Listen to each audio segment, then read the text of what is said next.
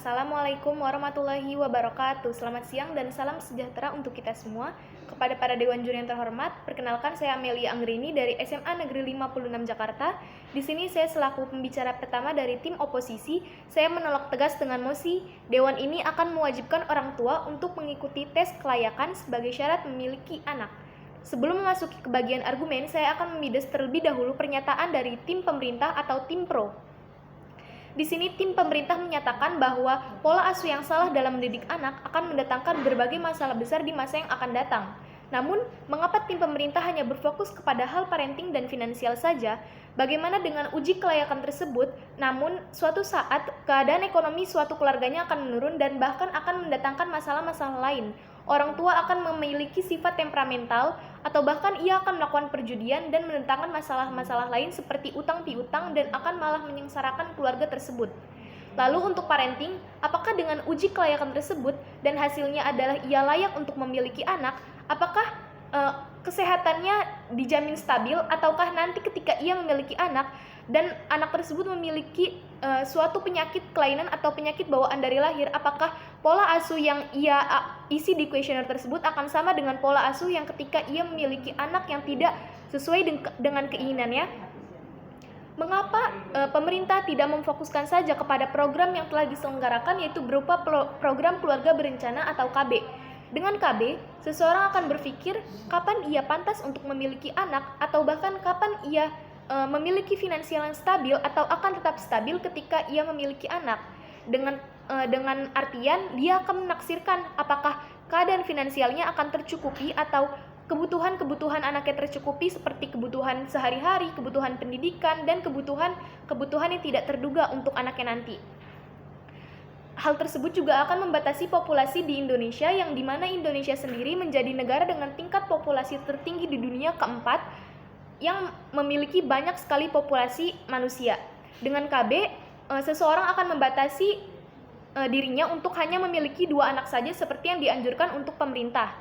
Namun, ketika orang tersebut tidak ingin melakukan program KB atau tidak mampu untuk melakukan program KB, sebaiknya pemerintah menasihati atau melakukan suatu pembicaraan kepada orang tersebut untuk menggunakan alat kontrasepsi untuk mencegah kehamilan yang tidak diinginkan, atau bahkan suatu saat ia akan melakukan aborsi kepada anak yang dikandungnya dan akan malah mendatangkan masalah-masalah lain seperti perpecahan keluarga dan lain-lain.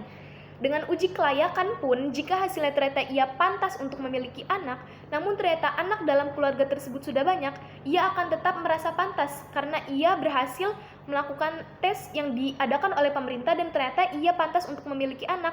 Namun anak dalam keluarga tersebut sudah banyak dan bahkan ketika ia memiliki anak nanti namun ternyata finansialnya tidak stabil, itu malah akan mendatangkan masalah-masalah lagi untuk anak-anak lainnya. Selanjutnya, kita juga harus melakukan penyuluhan atau pemerintah melakukan penyuluhan atau seminar ke daerah-daerah dan mengkampanyekan bahwa untuk memiliki anak bukan hanya aspek mental saja yang disiapkan, tetapi juga aspek finansial, kesehatan, kesiapan, dan lain-lain. Memiliki anak itu tidak hanya mengandung selama 9 bulan atau bahkan hanya membuat saja, tetapi adalah kewajiban orang tua seumur hidup. Seseorang yang memiliki kesadaran beragama yang baik akan mendidik anaknya dengan baik. Anak akan meniru apa yang dilakukan oleh orang tuanya kepada orang lain, sehingga ketika seseorang yang memiliki agama yang baik atau berperilaku sesuai dengan agama yang dianjurkan, ia akan mendidik anaknya dengan baik dan tidak melakukan seperti yang abusif, kasar, atau bahkan melakukan kekerasan fisik kepada anaknya. Dan di zaman sekarang ini, sebaiknya juga anak-anak dibatasi pergaulannya agar tidak melakukan pernikahan dini atau bahkan melakukan kehamilan di luar nikah, karena hal tersebut sangat tidak dianjurkan di agama-agama, apalagi untuk aborsi dan hamil di luar nikah.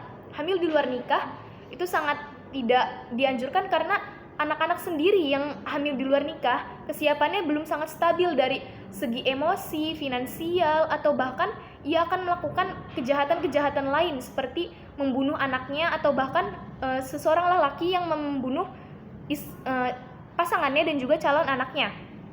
Untuk itu, marilah kita menjauhi segala pergaulan bebas dan juga kita mendekatkan diri kepada agama kita, karena dengan uji kelayakan itu tidak hanya uji kelayakan itu tidak dijadikan patokan sebagai seseorang itu sudah pantas memiliki anak atau belum, tetapi dilihat dari berbagai aspek. Tidak hanya dengan mengisi kuesioner berarti orang tersebut sudah layak memiliki anak. Hal tersebut tidak dapat dijadikan patokan. Demikian, untuk itu saya dengan tegas menolak bahwa Dewan ini akan mewajibkan orang tua untuk mengikuti tes kelayakan sebagai syarat memiliki anak, karena hal tersebut tidak sepenuhnya benar atau hal tersebut tidak memiliki pengaruh besar terhadap pola asuh yang akan pola asuh yang ada ketika anak itu dilahirkan nanti. Demikian, saya Amelia Anggraini dari SMA Negeri 56 Jakarta. Terima kasih.